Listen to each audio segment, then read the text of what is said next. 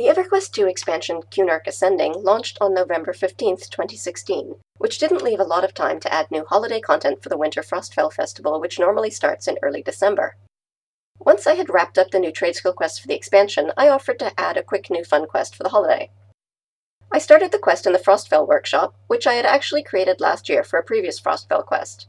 For this zone, I used the existing geo of a player housing instance, and dressed it up with holiday decorations and some seasonal NPCs, and connected it to the main Frostfell zone via a magic portal.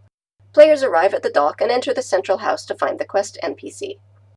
This year's quest giver is Meg Gingersnap, a Frostfell elf responsible for managing the creation and distribution of Frostfell presents. She explains they recently met a goblin from Cunark, the new expansion, and the goblins who help in her workshop took him under their wing and offered him a job. Unfortunately, the new goblin seems to have got lost, and she's concerned he may be in trouble, so your mission, should you choose to accept it, is to find out what happened to the goblin and help him if necessary. Meg gives you a teleport charm that will return you both to the Frostfell workshop if you find him. So you head downstairs to the present wrapping and delivery area and talk to one of the Frostfell goblins there. He explains they use a magical book to find the addresses for delivering presents to sleeping people around Norath, and that he told the new goblin to go on a delivery. When you check what he actually said exactly, he remembers that he told the new goblin to take the presents to the Sleeper's Tome, meaning the book with the names of the sleeping people.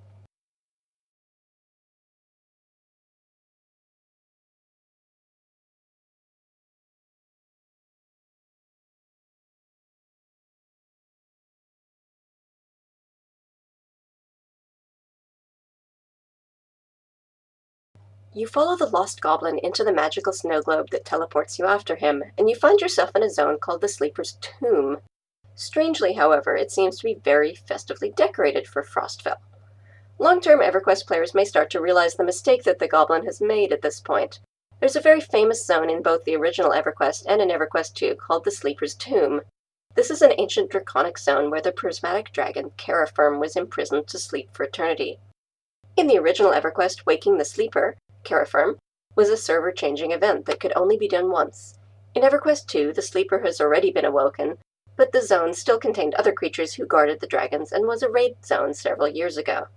Nowadays, it's older content that raiding guilds have out-leveled, so not many people visit it anymore, and people who never raided might never have seen it, which is a shame, because it's a beautiful zone and a very important part of EverQuest lore.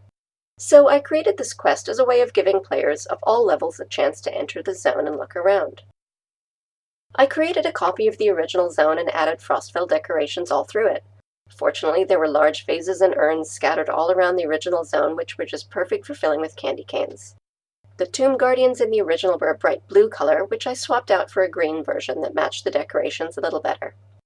I placed the new NPCs in pretty similar locations to the ones in the original raid zone, mostly stationary but with a few pathing around to keep things interesting. The original zone is quite large, so I blocked off a few areas that weren't needed for this quest, but I tried to leave enough to allow players to have a good look around. Since this is a seasonal holiday event, it needs to be accessible to players of all levels.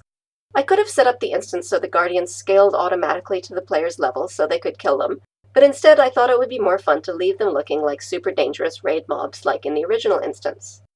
In fact, I even buffed them up to higher levels so they're tougher than the original. And, since this is a solo zone, they can't possibly be killed. Instead, I created some special snowballs that the player can pick up around the instance and use to disable the creatures.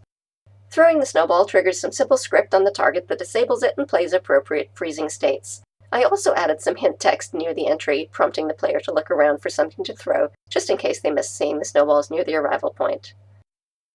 The player has to proceed cautiously through the instance, throwing snowballs to disable the guardians and other creatures in the tomb.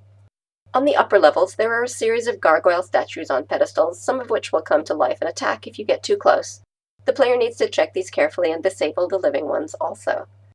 After getting past the gargoyles, the player finds the little lost goblin who is cowering at the far corner of a room filled with gargoyles. The lost goblin is actually an NPC I used in the trade skill quest line for Cunark Ascending, so trade skill players have met him previously and had to go and find him and rescue him from a different place already in that quest line. If they've done his quest in the expansion, they'll get slightly different dialogue options with the goblin since they're acquainted already.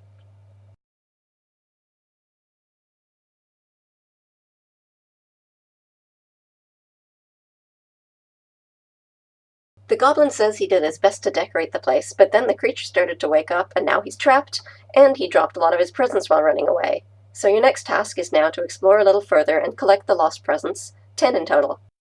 These are set up like harvest nodes so they can actually be tracked with a track harvest skill, but they also have their very obvious sparkle effect, so they shouldn't be hard to find for anyone. The spawn points are random, but I placed plenty of them.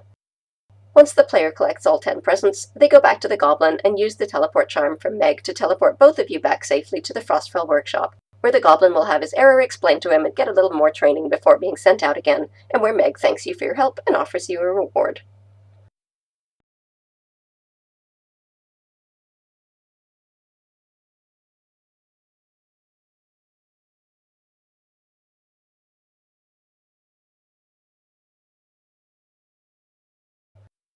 This was a very simple quest and instance that I was able to throw together very quickly in a couple of days using existing assets and some similar mechanisms from other quests I'd done in the past, so we could get it checked in and tested in time for the Frostfell event to start in December. Although it was quick and simple, it was also a fun experience for players who got to see a raid zone they might otherwise never have explored, and got to have some seasonal fun knocking out the big bad guys with magic snowballs while helping save a poor lost goblin.